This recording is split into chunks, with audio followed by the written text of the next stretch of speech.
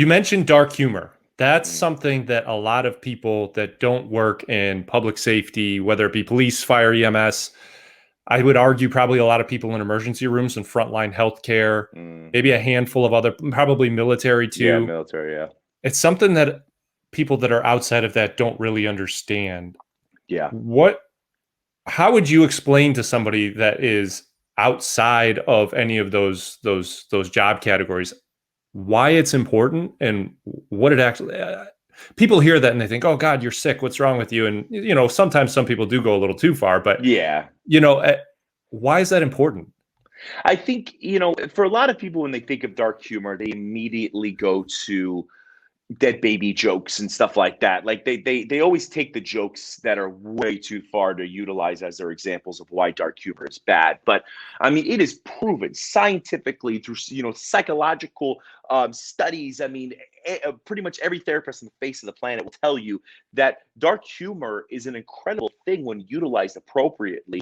For most people like us, firefighters, police officers, any first responders, military, anyone in healthcare, or even just the average person that comes across an extremely traumatic event, you have to figure out how to process that. And a lot of times, trying to remove the power from what you had just seen, because that's what the whole thing about dark humor is. If you're not able to joke about it, if you're not able to find some kind of way to look at it in a lighter way, that entity, that traumatic event has a crap ton of power in it. And if you are able to joke, poke a little hole in it, then you're able to remove the power from that and then possibly be able to talk about it, be able to move through it. And that's where dark humor comes in. And it is proven to help a lot of firefighters and first responders be able to process the unnatural things that they see on a daily basis. Right. So let's talk about that. So mental health right now is obviously a very big topic in fire service, public safety, everywhere.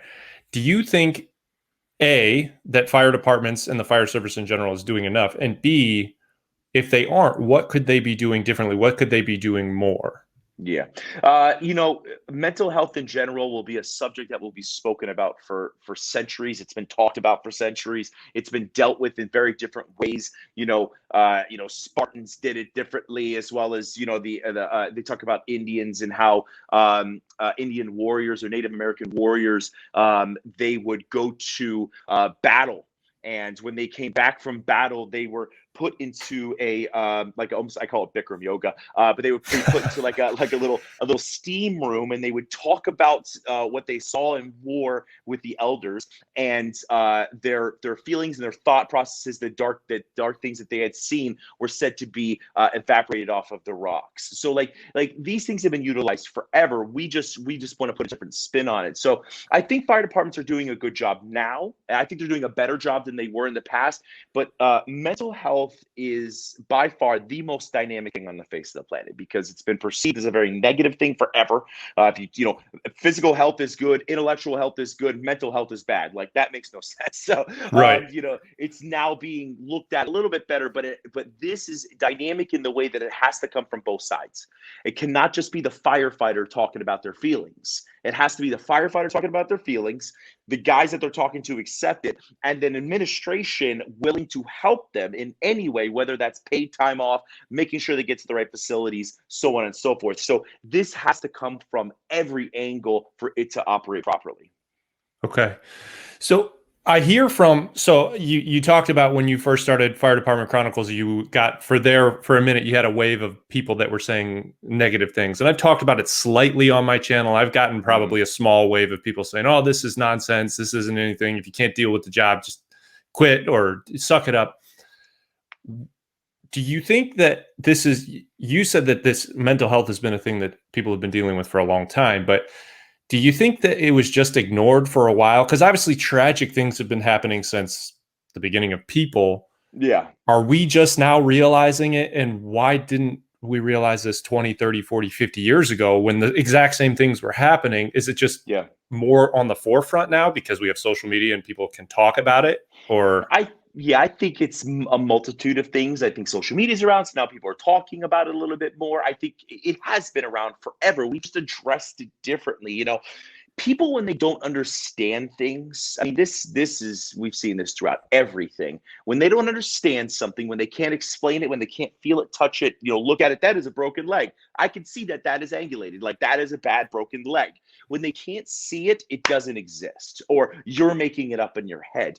I mean, anyone who says mental health is not real knows zero about placebo effects. I mean, we've literally proven placebo effect works. So we have the actual mental capacity to create physiological changes, and if we believe in it enough. I mean, that proves that mental health is an actual thing and can have physiological changes in it. So in general, people don't want to address it if they're not comfortable with it. If they, if I talk about my feelings, then it lessens my manhood, which is stupid in every way, shape, or form. Your manhood is not seated in the size of truck you drive. And it's also not seated, because Right. every firefighter has the biggest truck in the world, which is Right. great if you use a damn truck. Right. I had to drive an hour to get my daughter, 4 Oh, times a week. geez. So yeah, I'm not driving a truck anymore.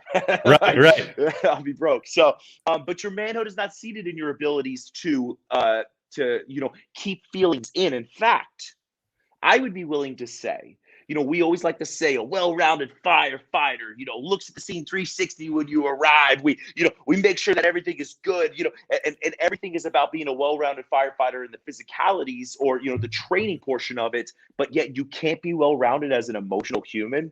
That makes no sense. So Right. I think just being able to say, hey, just because you express your feelings does not mean you're less of a person. In fact, it makes you a better person, because you're able to get these things off, and then they're not digging deeper into your brain, creating massive, massive issues.